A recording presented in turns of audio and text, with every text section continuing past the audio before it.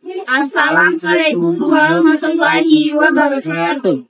Perkenalkan, kami dari kelompok 3 yang beranggotakan saya, Siti Ratifah dengan NPM A1G024052.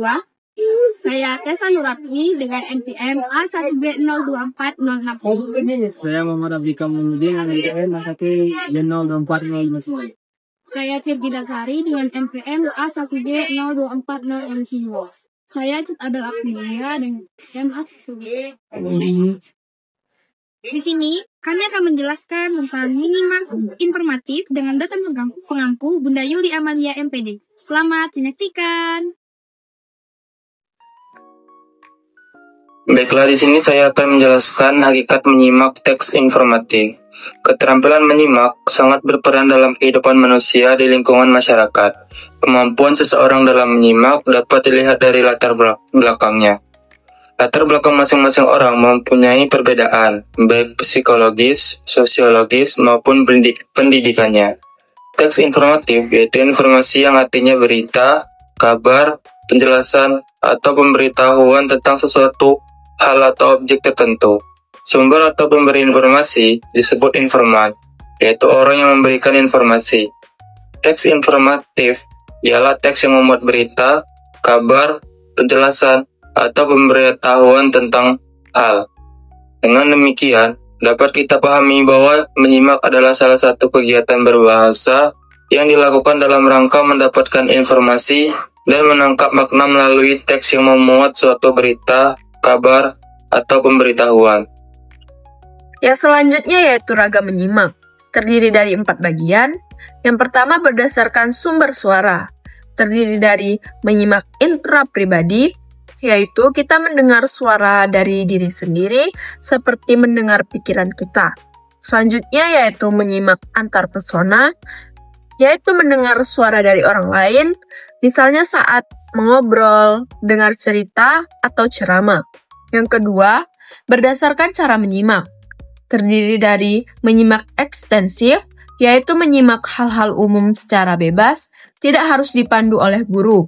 Contohnya saat mendengarkan berita, musik, atau cerita. Selanjutnya yaitu menyimak intensif, yaitu menyimak dengan fokus dan perhatian penuh pada hal tertentu. Misalnya saat mengkritisi pidato, mencari informasi penting, atau mendengar detail cerita. Yang ketiga, berdasarkan tujuan menyimak, terdiri dari menyimak sederhana, yaitu untuk kebutuhan sehari-hari, misalnya mengobrol dengan teman atau via telepon.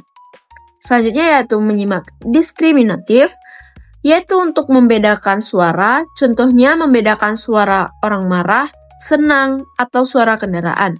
Selanjutnya yaitu menyimak santai, yaitu untuk hiburan seperti mendengar lagu, puisi, drama, atau cerpen. Selanjutnya yaitu menyimak informatif, yaitu untuk mencari informasi penting, misalnya mendengar pengumuman atau jawaban. Selanjutnya, menyimak literatur, yaitu untuk mengorganisasi ide, contohnya membuat rangkuman, membedakan pokok dan penjelasan.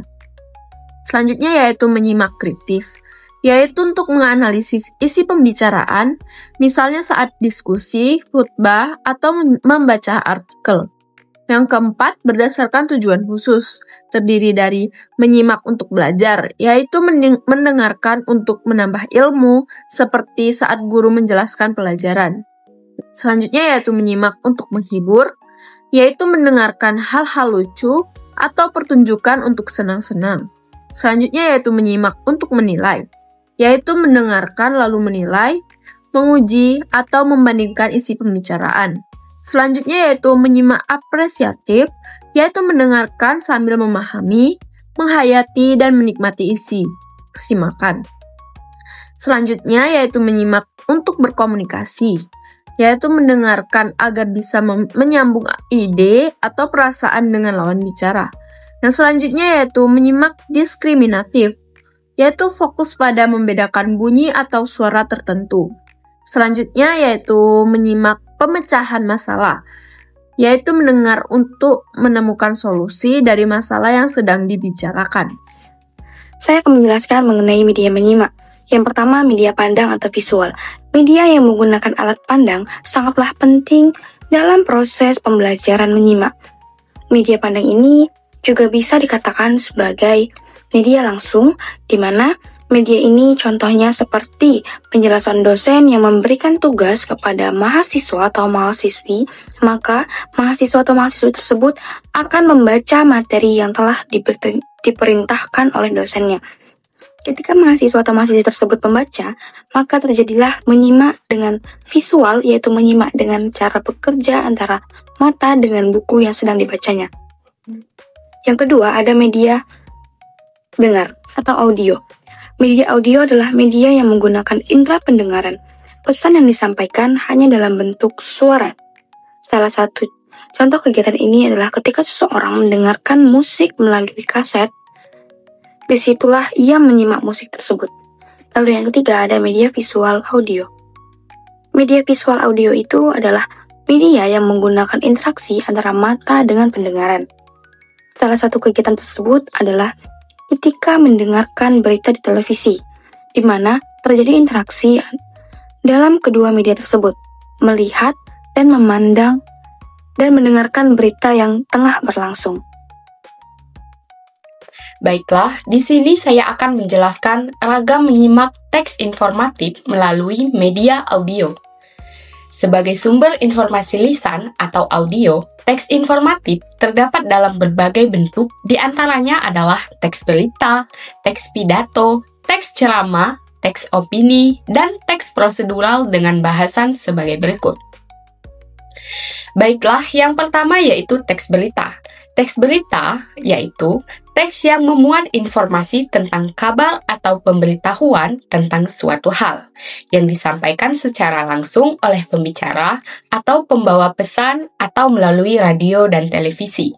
Bahasa yang digunakan di dalam teks berita bersifat lugas dan tegas. Dalam rangka menyimak teks berita, ada beberapa strategi yang harus dilakukan. Di antaranya, yang pertama, mengenali unsur-unsur berita 5W plus 1H. What, where, who, when, why, dan how. Yang kedua, mendengarkan berita. Yang ketiga, menyusun isi pokok berita. Yang keempat, menyimpulkan dan melaporkan isi berita. Kemudian yang kedua, yaitu teks pidato. Teks pidato adalah teks pembicaraan seseorang secara langsung atau tatap muka di hadapan orang banyak yang memuat arahan atau kebijakan tentang hal tertentu. Misalnya, pidato kenegaraan disampaikan oleh kepala negara dalam rangka memperingati Hari Kemerdekaan. Seseorang dikatakan berhasil dalam berpidato ditandai oleh bagaimana antusiasnya pendengar mendengarkan isi pidatonya. Hal itu tidak lepas dari nada, ekspresi, gaya, serta semangat berpidato seseorang. Dalam rangka menyimak teks pidato, ada beberapa strategi yang harus dilakukan. Di antaranya, yang pertama, mendengar pidato dari awal hingga akhir. Yang kedua, menentukan tema, gagasan, pendapat yang disampaikan dalam pidato.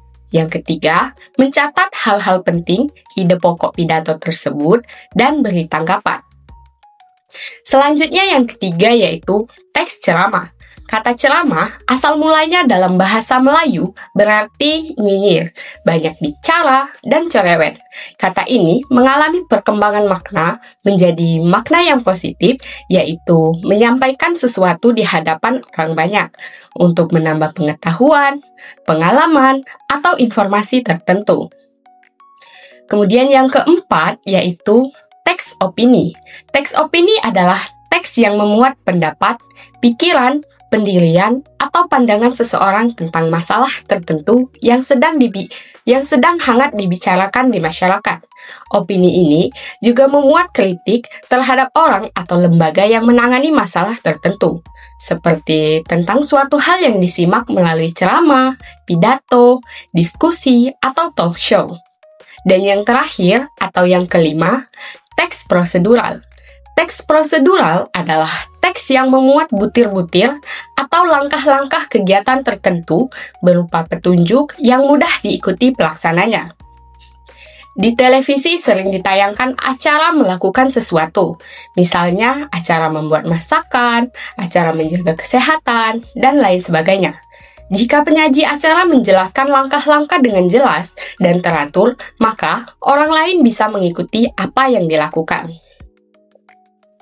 Jenis-jenis menyimak berdasarkan situasinya. Yang pertama yaitu menyimak sekunder. Nah, menyimak ini adalah sejenis kegiatan menyimak secara kebetulan dan secara ekstensif secara menyeluruh. Nah, adapun contoh dari kegiatan menyimak sekunder ini adalah misalnya sambil menikmati musik. Kita harus ikut berpartisipasi dalam kegiatan tertentu di sekolah seperti melukis dan membuat sketsa. Yang kedua yaitu menyimak sosial. Nah, menyimak ini biasanya berlangsung dalam situasi-situasi sosial tempat orang menarik perhatian semua orang yang hadir. Nah, adapun contoh menyimak sosial ini seperti ada sekumpulan anak yang sedang berbincang-bincang dengan teman-temannya. Nah, mereka sedang membicarakan sesuatu, kemudian teman-teman yang lain tersebut saling merespon perihal pembicaraan tersebut. Yang ketiga yaitu menyimak eksploratif. Nah, menurut Tarigan, menyimak eksploratif ini adalah yang bersifat menyelidiki atau exploratory listening, yang merupakan bentuk menyimak intensif dengan maksud dan tujuan menyelidiki sesuatu yang lebih terarah atau lebih sempit. Nah, adapun contoh dari menyimak eksploratif ini adalah jika ada seseorang yang memberikan informasi tentang cuaca, maka kita akan menggali informasi tersebut benar atau tidak untuk menjadi fakta kebenarannya.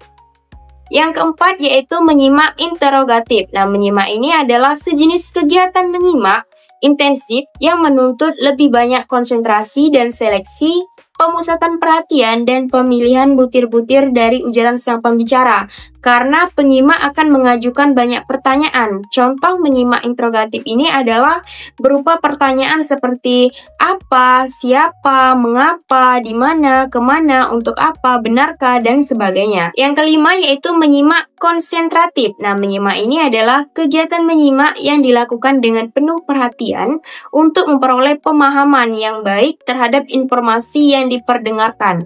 Nah, tujuannya adalah yang pertama, untuk mengikuti petunjuk-petunjuk. Yang kedua, mencari hubungan antar unsur. Yang ketiga, mencari hubungan kuantitas dan kualitas dalam suatu komponen. Yang keempat, mencari butir-butir informasi penting. Yang kelima, mencari urutan penyajian bahan simakan. Yang keenam, mencari gagasan utama bahan simakan. Jenis menyimak yang keenam yaitu menyimak kritis. Nah, menyimak ini adalah sejenis kegiatan menyimak berupa pencarian kesalahan atau kekeliruan, bahkan juga butir-butir yang baik dan benar dari ujaran seorang pembicara dengan alasan-alasan yang kuat yang dapat diterima oleh akal sehat. Nah, adapun contoh dari menyimak kritis ini adalah apabila masalah-masalah penting didiskusikan oleh para politikus dan para pakar dalam berbagai bidang ilmu pengetahuan.